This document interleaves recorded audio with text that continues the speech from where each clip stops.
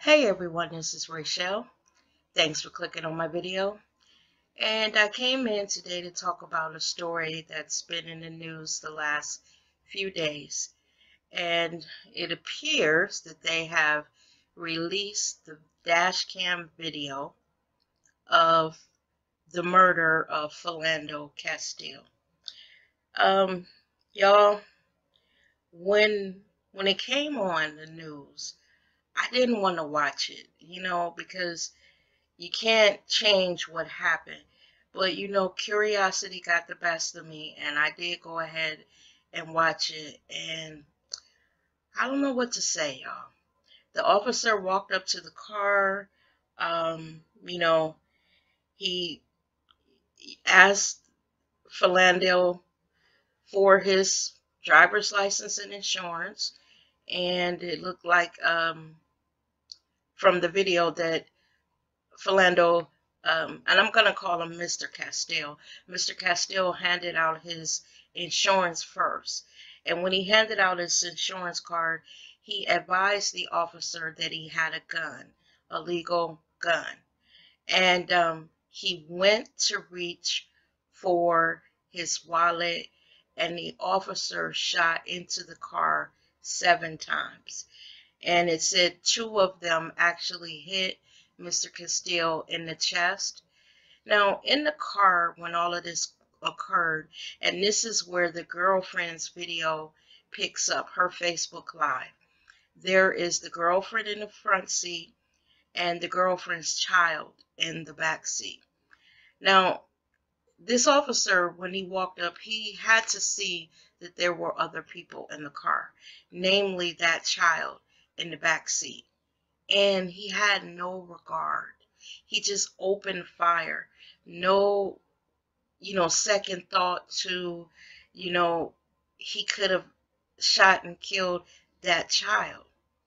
And I don't see how anyone who watched that dash cam video could have acquitted that officer, but that's neither here nor there, because they're acquitting them for everything now. It doesn't matter.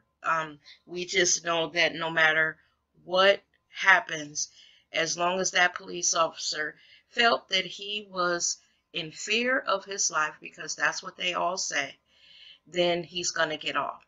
Now, there's another video that I watch that really, really disturbs me. And it is the video of the girlfriend and the child after Mr. Castile was killed, and they are now in the back of the police car, and they have Mr. Castile's girlfriend handcuffed. Now, she just sat in the front seat, you know, of that vehicle and watched her boyfriend brutally shot and die right in front of her. Why did they have to handcuff her? Because I'm pretty sure before she got into that police car, they patted her down to make sure that she didn't have any weapons on her. Now, they had no regard that this is a mother and child that just witnessed a horrendous murder, and that maybe that mother might need to comfort that child, you know. And then, speaking of the child, in the video, the mother, she was screaming, she was upset, she had just gone through the ringer. And you can hear the little girl begging the mother to stop screaming and cursing, because she doesn't want her mother to be, and I'm going to use the little girl's words, shoot it. She didn't want her mother to get shot like she had just witnessed mommy's boyfriend being shot. Do you know how traumatic that has to be for that little girl to actually be in the car, not standing by the car, not across the street, in the car when all of those bullets flew through that car, and then she's in the car as blood starts to seep out of Mr. Castile's body. And I'm pretty sure blood flew everywhere in that car, and blood probably got on that baby. Now, when I look at the little girl, she looks like she's about 4, maybe 5. And the reason why I say that she appears to be that young is because the way she speaks. I've had a 4-year-old, and the way that the little girl is speaking, it appears that, she's either 4 or 5. I don't think that baby was, anywhere near 6 years old. Y'all, I don't know. This is why I tell my Facebook friends and not to send me links to stuff like that, because when you watch it, there's really nothing that you can say, because no matter what a brother or even a black woman does, or a person of color, when it comes to that police officer, the police officer is always going to be in the right. And as I always tell y'all, after I watch these video links or read a story, I always read the comments below, the section that I'm interested in. And the comments, y'all, they're blaming Mr. Castile for his own death. They're saying if he would have only complied, not reached for his gun. Now, nowhere did they say that his gun was out of his pocket. When they took him out the car and, pretended to perform CPR because he was already dead, his gun was still in his pocket. I don't understand why these officers shoot first and then ask questions later. If that officer felt threatened, why didn't he step back away from the window? He could have stepped, back, if he thought that there was going to be a gun, coming out the window. He could have stepped back nearer to the passenger side and waited until Mr. Castile pulled out his wallet. He never even gave him a chance. He could have even said something like, slow, slow, put one hand on the steering wheel as you reach into your pocket and take out your wallet. Or he could have said, Mr. Castile, before you go to reach, I'm going to ask you to step outside the car to do it. And then that way would have given him a moment to assess the situation a little bit further. But instead, as soon as this man went to reach, he was shot at point blank range 7 times. Now, like I said, only 2 of the bullets hit him, but the officer fired 7 shots. I don't know if it's lack of training. I don't know if maybe these white officers shouldn't be in black neighborhoods since they're so afraid of black men, because it seems like that's what it is to me. They have a deep-rooted, innate fear of brothers and people of color, if you ask me. Just in the last day or so, there's a story out of a woman, I believe she lives in Seattle, Washington, that was pregnant. And she called the police for help due to a burglary in her home.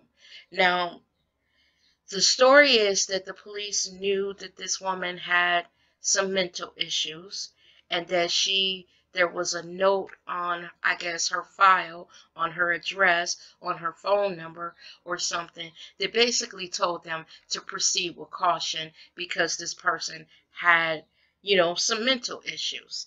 So they get there, and they said that she was waving a knife at them. Now, think about it. She's the one that called for help. No one was calling against her, saying that she was being any type of way violent. She was calling because some things were stolen out of her house. So when they got there, knowing that this woman had mental issues. Why didn't they step back again, tell her that they weren't there to cause her any harm, they were there to help her, you know, and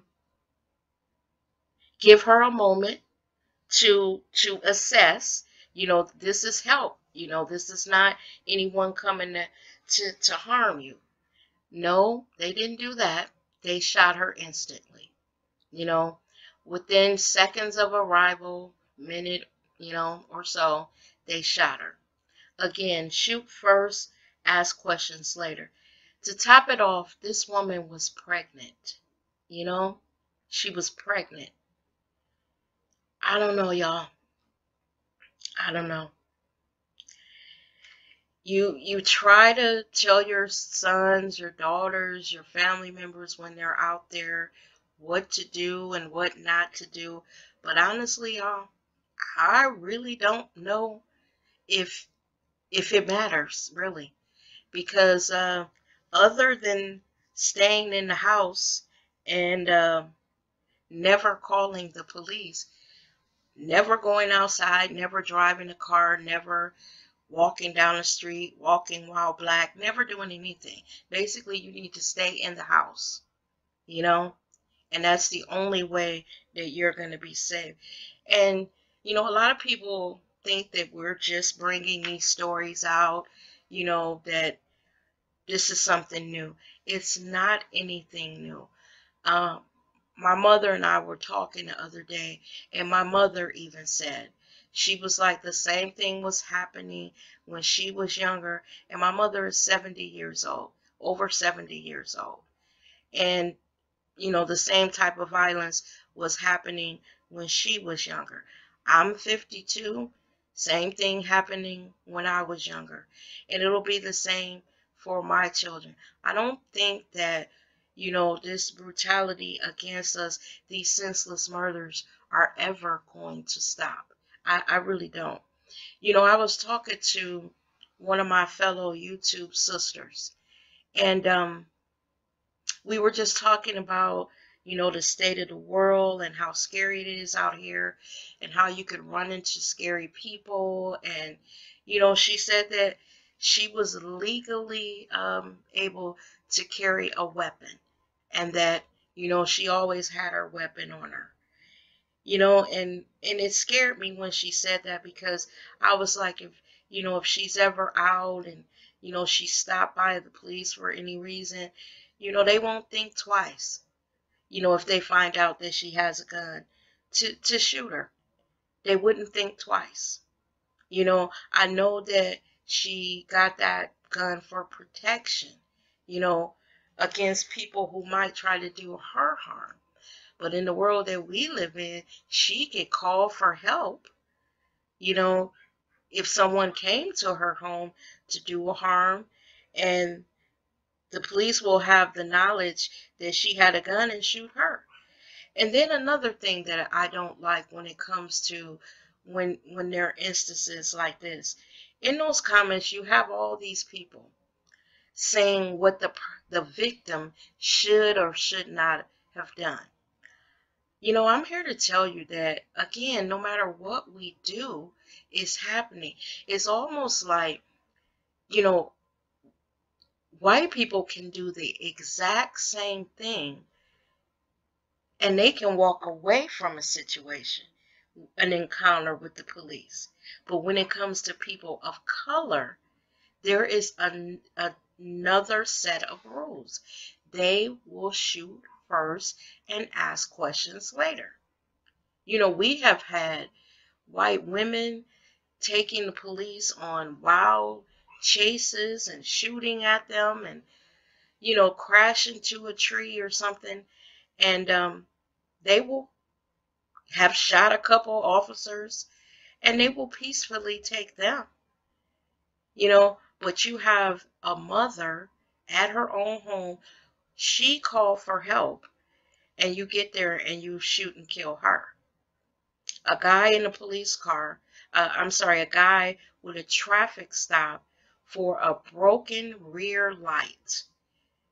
And you ask him for his license, an insurance, and when he goes to reach for it, you blow his chest away. Now, a lot of people, they're saying how he should have reached for, oh, he should have done this, oh, he should have done that. Even when the Mr. Castile was telling the officer, I have a weapon, he said, sir, he was very respectful, very calm voice.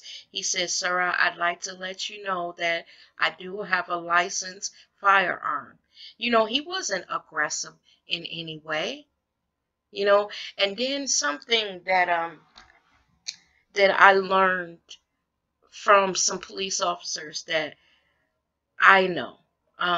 There are some boys that I grew up with that are now police officers. You know how when those police officers are yelling, don't touch it, don't touch it, you know, they told me that a lot of times, or like when they have a suspect down, and they're roughing the suspect up. They said sometimes they will yell that out, you know, don't move, don't move. And they said, and there's no way the suspect is going to move because they have them pinned down and damn near hog-tied. They said they do that because they know people are watching, and it would explain their behavior if they're overly aggressive towards the person. So I think it's the same thing when, you know, when they were yelling at Mr. Castile, don't go for it, don't go for it. You know, they really didn't even give him a chance to do anything because they shot him within mere seconds. Same thing with Tamir Rice. You know, that car rolled to a stop, and they got out, guns a-blazing. So I guess what I'm saying, y'all, is really, there's really nothing that you can do but stay in the house because they're shooting us left and right and getting away with it. I'm pretty sure this officer that shot this pregnant black woman who had mental issues, and they were very aware that she had mental issues, he's going to get off too. So don't even hold your breath. We all know what the outcome is going to be. The officer is going to say he feared for his life from this pregnant woman, and he's going to get off. Now, you know what I find curious, getting back to Philando Castile?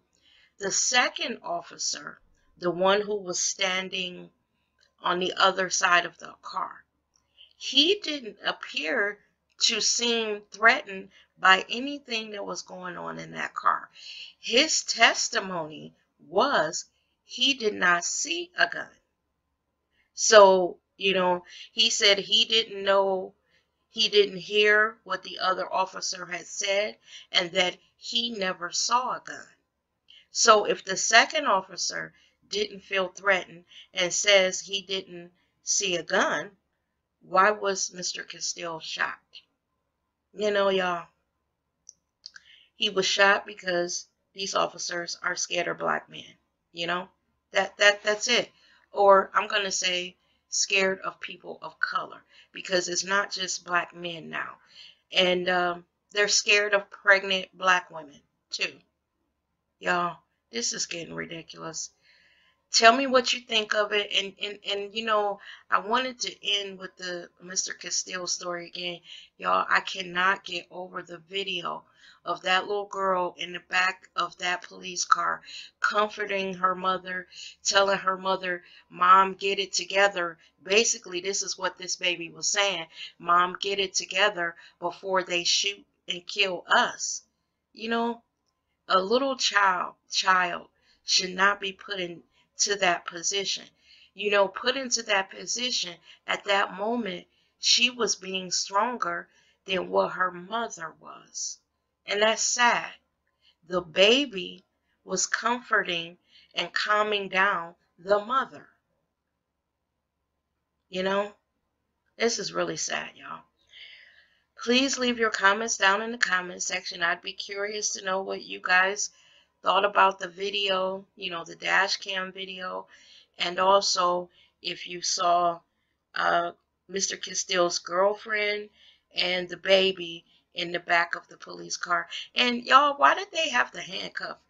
I can't get away from this story. I know I asked that earlier in the video, but I'm going to ask again. Why did they have to handcuff Mr. Castile's girlfriend? You know, she was no threat. Like I said, when they put her in that police car, you know they patted her down. They probably threw her all down on the ground, went all through her panties and everything. So you know how they do us. I don't know, y'all. That story, I hate these stories, y'all. It just, I hate them. Let me know what you think. Thanks as always for watching the video, and I'll see you guys in the next one. Bye-bye.